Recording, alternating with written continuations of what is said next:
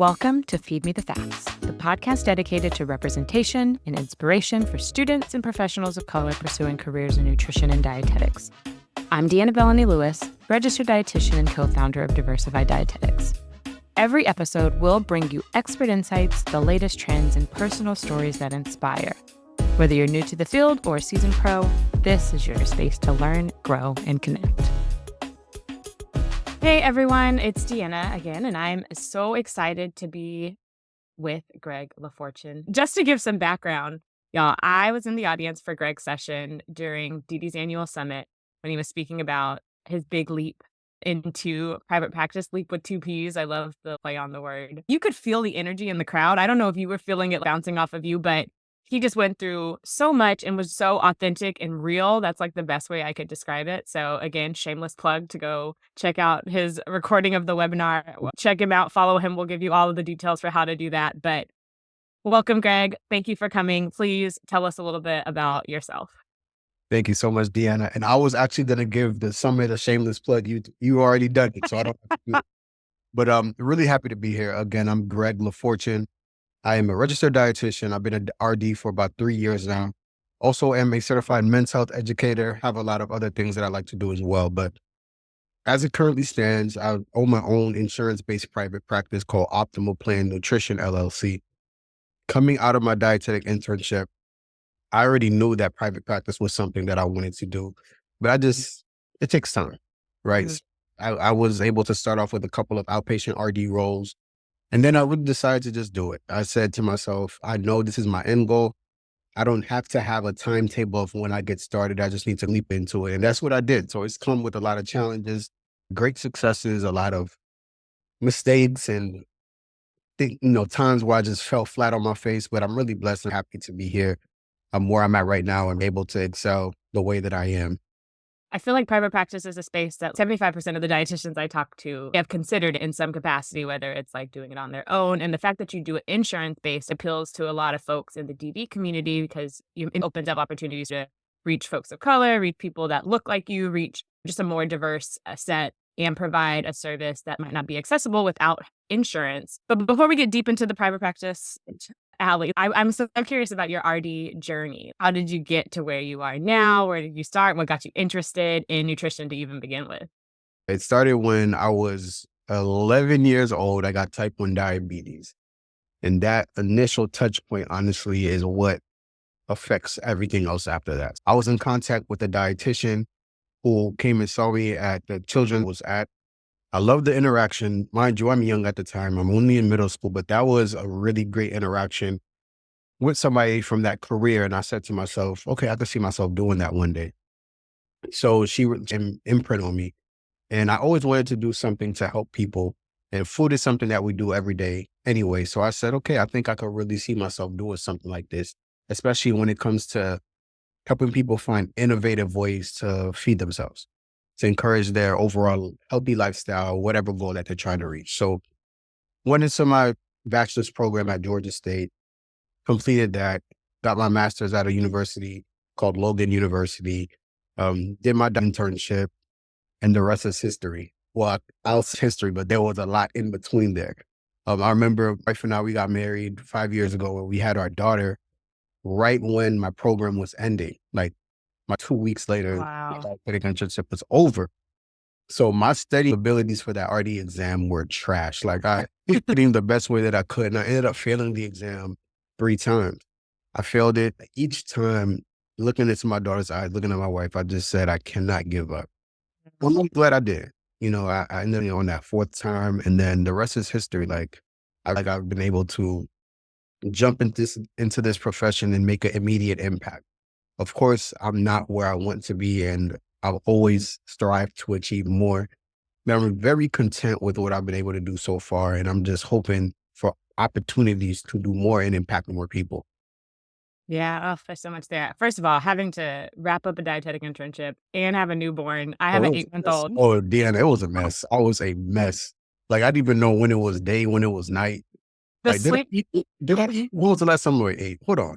Or shit, I'd be the one that is eating? Like, I would die. Oh man, so even juggle that and think about completing the exam and just like the perseverance to be able to do it we could have a whole conversation about Oh, like yeah. taking the idea a couple times because so many folks go through that same situation. And like the test is not testing you on how great of a dietitian you'll be. It's such different content that like it just becomes so exciting Oh, sometimes. absolutely. Absolutely. The other thing that really stood out to me is that like I want to hear more where you want to be, but like the contentment right now is so powerful, I think, because it's caught up in like the strong to going just to sit back and be like, wow, I really made it so far from this dream I had, like you said, you said this at 11. So it'd be important to hear about that contentment and how you've gotten to that point. So can you like how you feel about running a private practice? 1 to 3 words. Maybe content is one of those. Maybe it's not, but like what would it be? I'll give you 3 words. I'll say content. Hmm. I would say Mm. and I would say, um, Ooh, honor. Okay, say more about each of them, please. Go so deeper. content meaning like at every phase of life, I've strived to do something. And I feel like this was one of those things that I wanted to do. I could remember vividly passing the RD exam and wanting to get into private practice, having conversations with the people who I know are doing it. And I'm just like, yo, this seems so hard to do. And yes, it is hard to do. But now looking at it and I'm like billing people left and right with no problems, no issues. I got all these insurance contracts. I'm licensed in multiple states. And I'm looking at myself like, wow, at a time, this is where I wanted to be. Right. And then now, like, okay, I have this. What's next? And I just think that at each level, you take a moment to sit there and just be grateful, content in what you have and what you're able to do.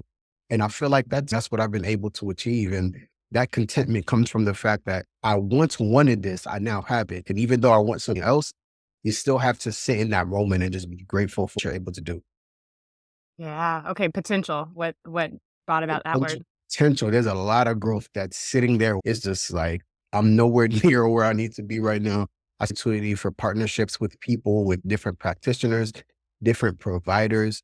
For example, like the whole urology space is one that's untapped by dietitians. And I'm finding myself in these circles. I remember speaking to a urologist of like 30 plus years, and he looked at me and said, wow, this is the first time ever that I've had a dietitian ask me about how dietitian services can be utilized in his practice.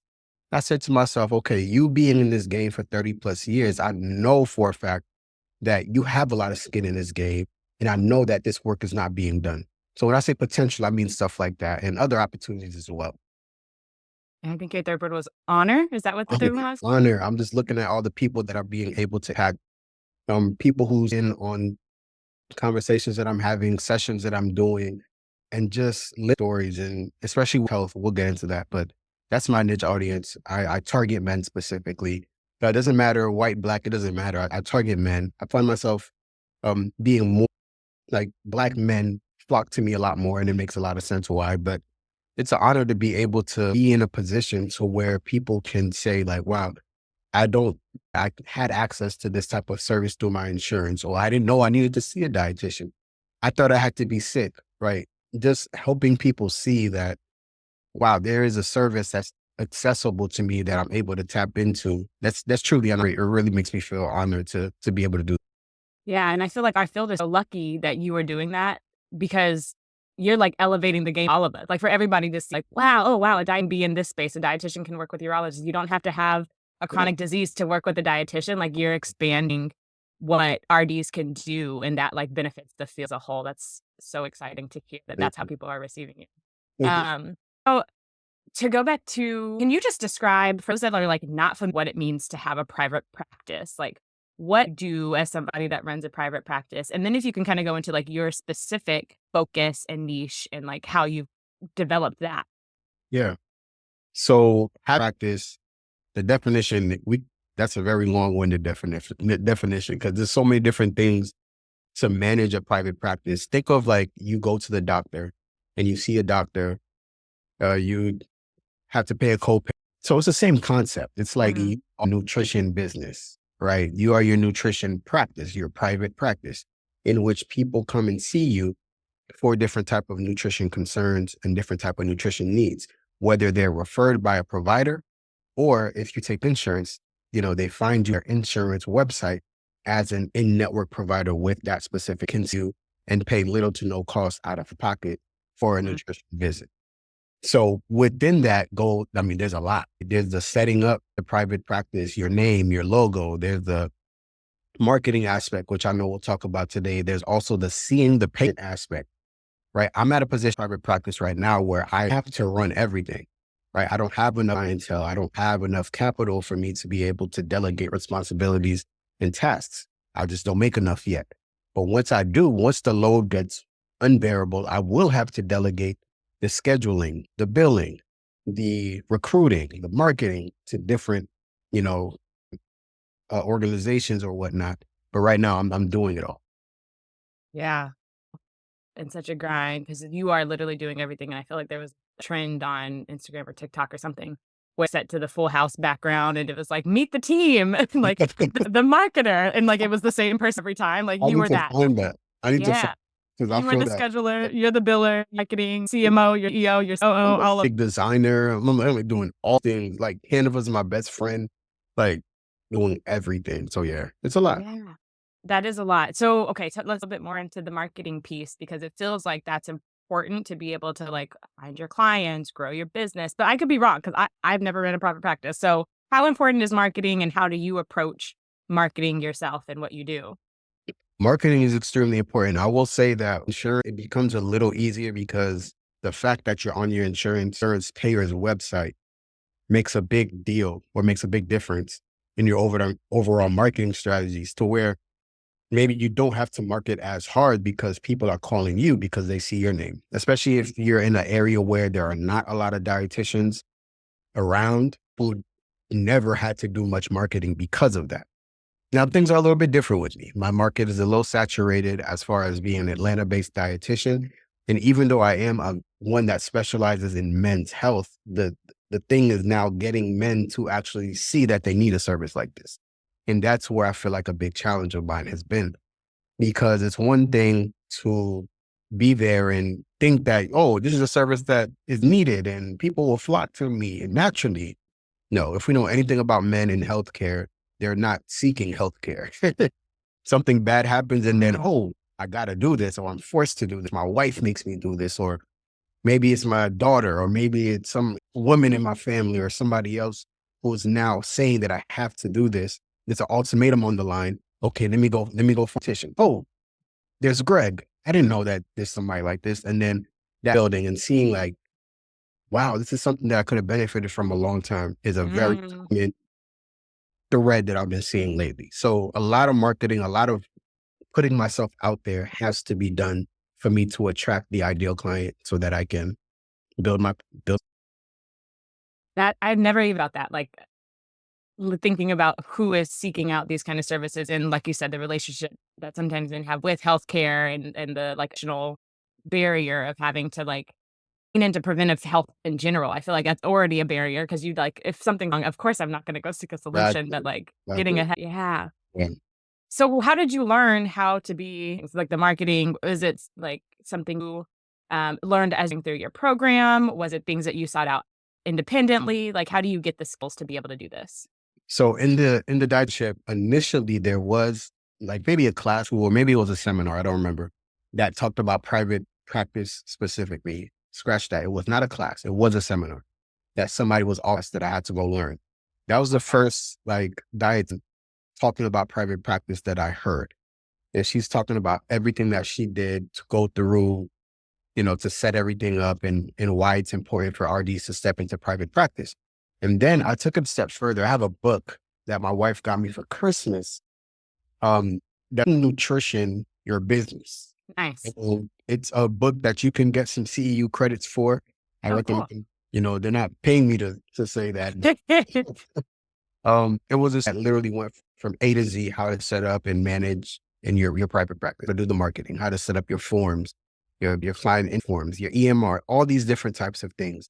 And that book was a huge help Mhm. in me really knowing how to get everything together. Yeah, that seems really helpful. Yeah, not sponsored, but if y'all want to drop Greg a line, let it, You know, I talk about your book all the time. So if you yeah, want to buy something, let me know. can work something out.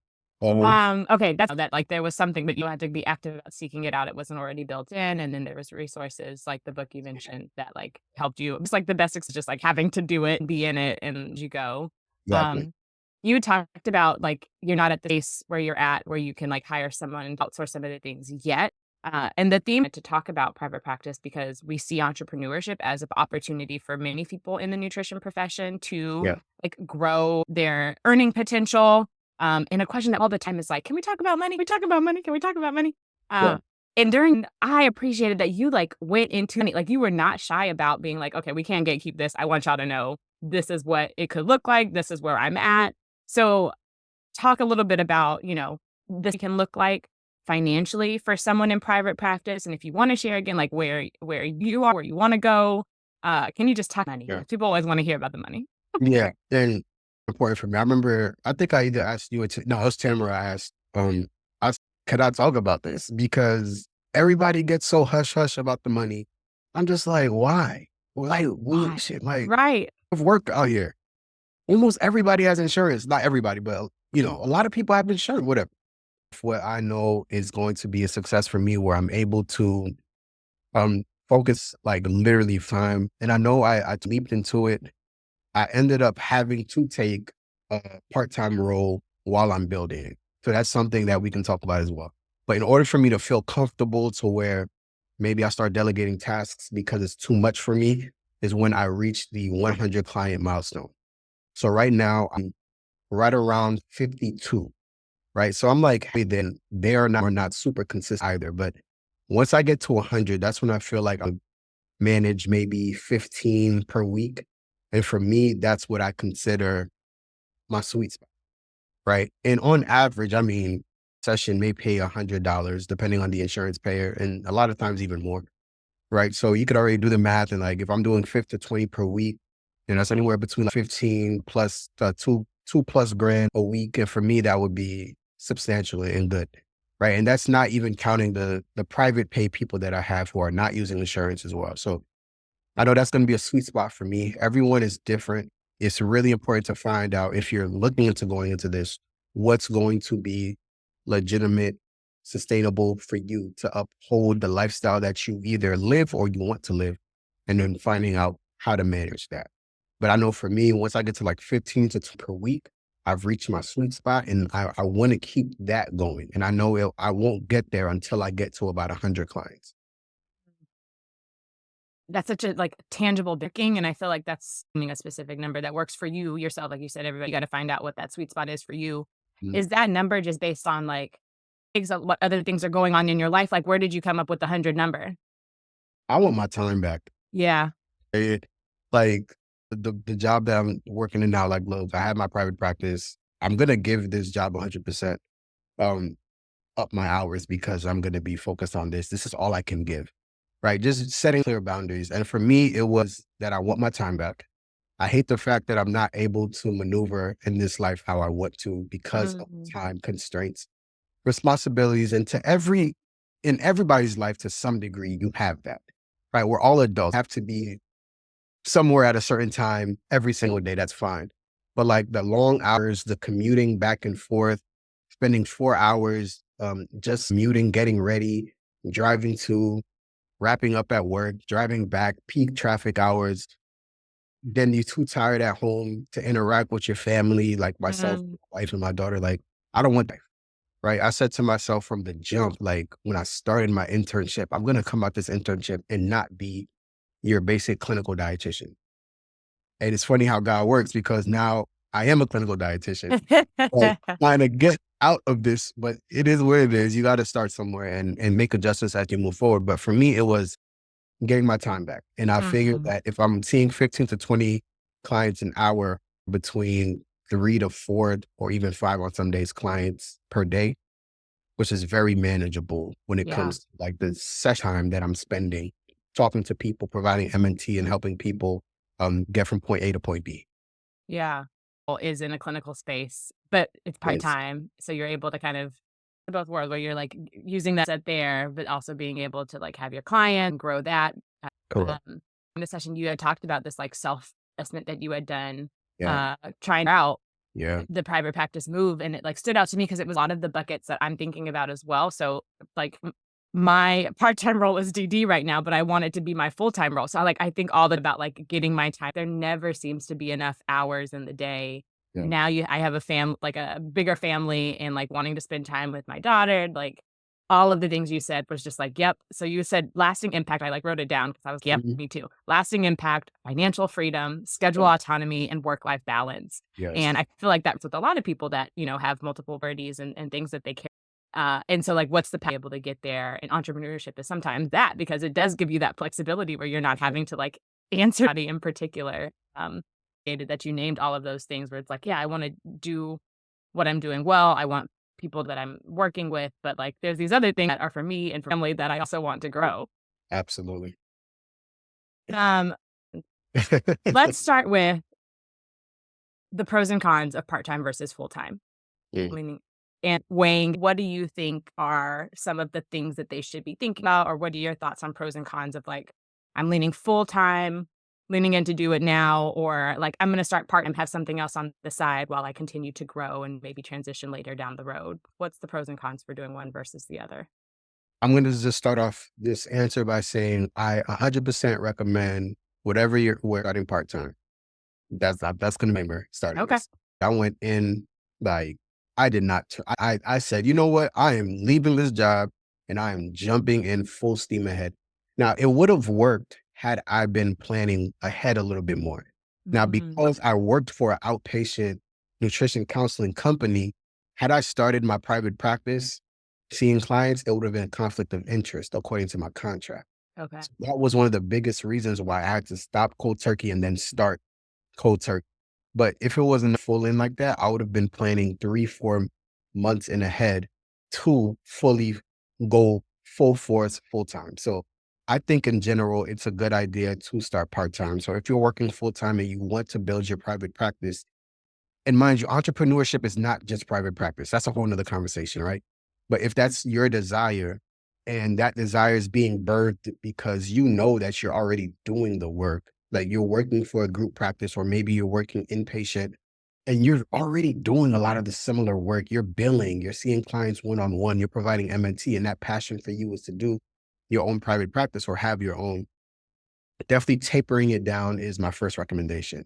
If you want to do 30 hours a week at your full time, maybe going down to 20 as your clientele builds. And once you feel like both buckets are extremely full to where that private practice is growing exponentially to where you're starting to take off of work just to like see clients, stuff like that, do, right? And again, trying to go, what's the sweet spot for you?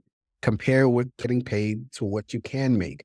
And once you start seeing that pay discrepancy, Deanna, I remember I just reimbursement check, and my first one was I opened that envelope and I did a 1 hour initial session. I'm not gonna tell you how much it was because I can't do it. Right. But I was just like, there is no way. There's no way that I cannot be working towards this.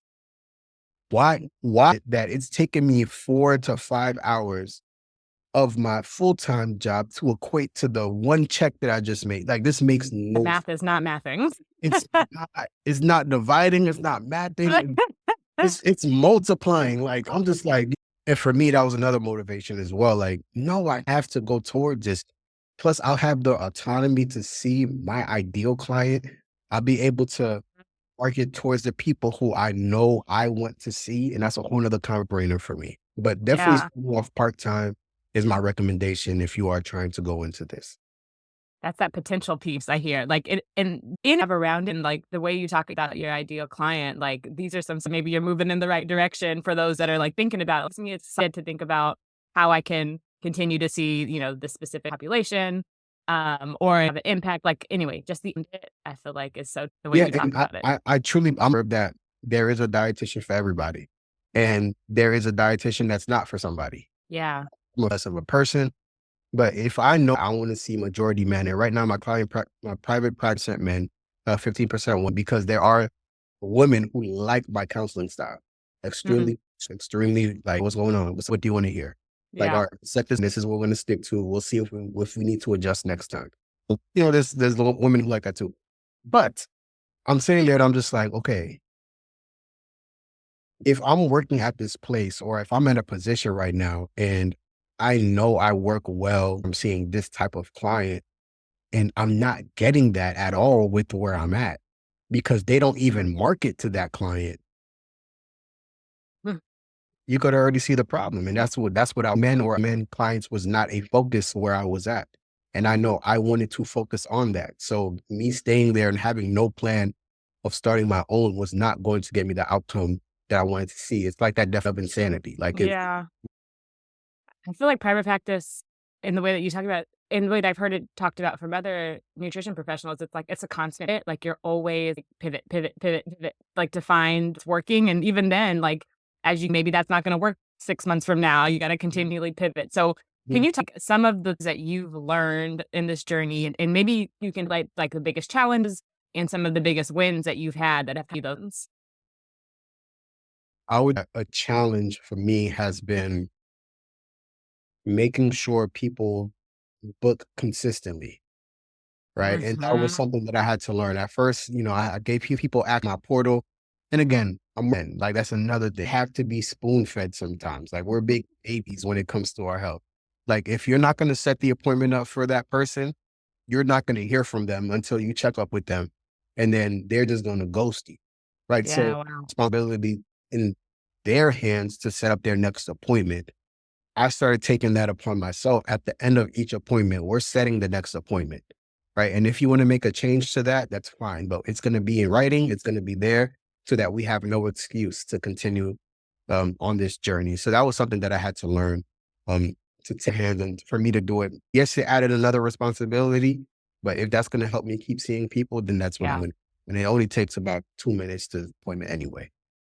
Now that's um, and wins are just seeing the comments. I mean, when people Yeah. are seeing the referrals that I'm getting, like, yo, I got that I'm working with, he focuses on us, like he focuses on men, he talks our language.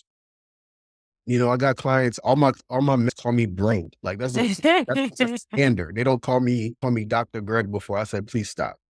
Stop right now. One, I'm not a doctor and we're not ultra formality for no reason. Right. Like there's different levels of rapport that I have with everybody, but the fact that like somebody could hit me and say, hey, bro, like I'm at the store right now and I'm checking this thing out. What do you have to say? Like that rapport is I love built. that. You can tell that there's like camaraderie there.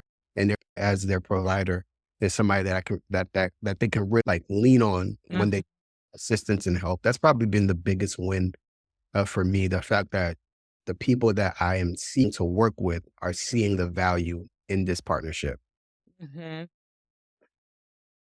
Back to the marketing piece. You talked about ways that your marketing is like working with doctors' offices, and sometimes they have people that they can refer you to. What methods are you using? Like, is social media a thing for you, or is it like with social media? Yeah, social media for it, without a doubt, because Okay. with my audience, it's a pretty wide range, and I'm not trying to work with men that have one type of chronic disease specifically, like only men with diabetes. No, I'm up to all men. Like whether you have diabetes, whether you're trying to gain or lose weight, whether you got Crohn's, I don't care what you have. This is a place that I want you to get, men forward, men centered MNT and et cetera. So social has been a huge help in that. Some people are able to find me on social media, and I try to always post engaging content, funny content, but also stick to my style too. I'm naturally a very serious person that has like some coin out here. Mhm. I'm going to incorporate that. Like I'm going to make a Yeah. shift to do things a certain way just to attract clientele. But engaging social media without a doubt is it. And right now I've been mainly working on the Instagram front, but then I will have to move on to maybe X or I don't think I'll ever get on TikTok to be honest with you. I don't think You're that's like, still not for doing me. that. Yeah, not for me. But then LinkedIn is another big one for me as Yeah. well to attract the clientele that I'm looking for. Business, Right. professional men, um, high school, Yeah. like, it doesn't really matter, just wherever I can find them. Do you think it's important to find a specific niche? Like, what would you tell somebody that's like, I have no idea who I want to work with? Like, do you think that you need to have like a more like defined category, or is it okay to kind of keep it broad? I think it's okay to keep it broad, but I think it does make it more stressful sometimes, right? Mm, Because if you're more, you see a specific clientele, you already know what your sessions are going to look like. You can even get so like productive when you start setting up programs, right? That, so we're going to talk about session 2. This is what we're going to talk about. If things become a lot streamlined and less stressful for you, rather than if you're seeing, it up to more potential clientele. But then this person may have this one thing. This person may have another thing. That person may be dealing with a subcategory of that one thing. It's just all over the place. And sometimes you may get overwhelmed. But then clientele in some cases. But sometimes it backfires when it comes to the work-life balance, peace of mind aspect. Right, So my men's health, but I also am a gist in the men's health category. That's my men who need help, right. right? I think general to some degree, but also be specific in others. Yeah. Stressful if it's, like, too broad. Makes a lot of sense because you're graduating when you're, like, riding high in the, like, "I am a nutrition expert," and then Mhm. people asking you very specific things about various, like, disease states, and I'm like, "Whoa, wait, let me open up again because So I don't remember." I stayed far away from calling myself a nutrition expert, even till this day. You're Like, smiling on that. I'm just gonna, I'm a dietitian. I know a lot. I might not know everything, but I know a lot. Right. Yeah, I can refer you to if Oh, it's outside of my scope. absolutely. Yeah. I'm sure that we have time for you to answer some of the questions around these trends because we kind of have started talking about AI before we hopped on. So Mhm. maybe I'll start there and say, like, do you see any emerging trends in the private practice space for trends? Like, how do you plan to utilize those different trends? And I would just go back to saying the AI note taking feature. Mm, Right now, Practice Better is doing it with their EMR. I don't know if other ones are doing it as well, but I'm hearing a lot of great things. I'm hearing a lot of time being saved. Client session notes. It's good to also do not session notes, session to where you can like summary and say, this is what we talked about. This is what we want to focus on. That helps a lot, especially when you have like referrals and want to send doctors progress notes and stuff like that. You can send that AI note taking capability is going to be big. I think it's already starting to blossom and it's only going to get bigger and more important for dietitians who are trying to save time, but also write very concise and detailed. yeah. AI, I feel like, is just like the wild, wild west, but so interesting and it like keeps innovating every day. So Mhm. finding ways to like let our jobs easier as opposed to thinking it's going to replace us because nobody can replace the like interaction you're able to have in the way that you were able to have it. They cannot, but they can make it a lot easier for them to take less time doing some of those tedious tasks for sure. Yeah. Question, and then we'll wrap up. Okay. Looking back on your career so far, what's one key moment or key decision that you feel has shaped where you are today? Oh, maybe life. Yeah. Go life for you. Part of everything that I do. Yeah. But this aspect, like my faith in Jesus Christ is really big in not only like private stuff that I face in life, but also how I appear to everybody else. I'm not like preaching people on sessions or nothing, but the qualities that I feel like are really important that I demonstrate not only in my private life, also in my public life, those things are broadcasted. Those things are seen, right? The patience I try to emulate, the self-control that I try to have, the consistency, all of these stems from my faith. That's really big in how I move, how I talk, how I act, how I react, and how I approach everything in life. So I think that's a really big thing that I will not sit here and say or act like it's not a big thing. Um, Yeah. That's my basis. And every that's a comes from that. Yeah. Important to like and just think about how you move in this space Yeah. authentically. Yeah. That you mentioned like how that shows even in interactions, but just like in your life. I think that folks just showing up authentically, being who they are, talking about the things that they feel passionate about in this field, because we need people that we don't need carbon copies of, like, the same thing in this field. We need the Like, individuality, the authenticity, the I'll appreciation. just too, Deanna, Yeah. with point, like I made to not pivot, change, switch up how I am. I can only improve and get better, but like some of the core foundational pieces about who I am and what I represent, I had to come to an executive decision and say, I'm not going to compromise, falter, or switch up to appeal to this brand, to appeal to this person, to appeal to more followers. Greg is going to stand for what Greg stands for every single day. And that's just what it's going to be. If you like it, great. If you don't, God bless you. But it's Mhm. what I am and what I bring. That's fine. Somebody will. And Yeah, I think that if we have that mentality going into this, we'll be way better off, right? There's yeah, people that's said to me like, okay, I think I'm a dietitian, and it's all love. It's just like, all right, I have my contact if you need me. I've had maybe 4 clients that said that to me, and it hurts. The human side of it, yeah, it hurts. But if it's only going to benefit them to see somebody else that's going to help them, why am I upset at that? love Right? that. If they don't gravitate to me naturally, somebody will, and I have to know that. That's okay, and it's cool. At the end of the day, as long as everybody's getting the help that they need, that's really all that matters. Yeah. And on what's for you will find you. So Yeah, don't stress about the people that don't end up with you. yeah. Well, Greg, how can people stay connected to you, find you? Where do you want to plug? yeah. So visit my website at gregorylafortune.com. You can email me at nutrition@gregorylafortune.com. Also on LinkedIn, you can find me at Gregory LaFortune, and Instagram me at Men's Health Dietitian. So right now, those are the places that I'm mainly on.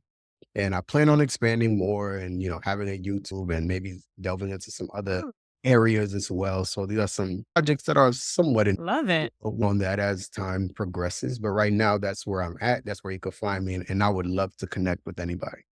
Yes, y'all heard it here. We are so excited to continue to watch you grow. I'm so excited that you said yes to this as well. So great talk with you. And Thank we'll you. link all of that so people can connect with you.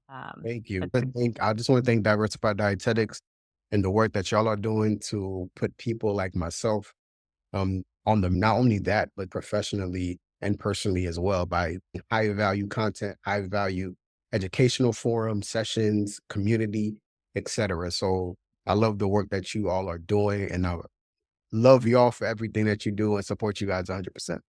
thank you. Appreciate that. All right. Thank you.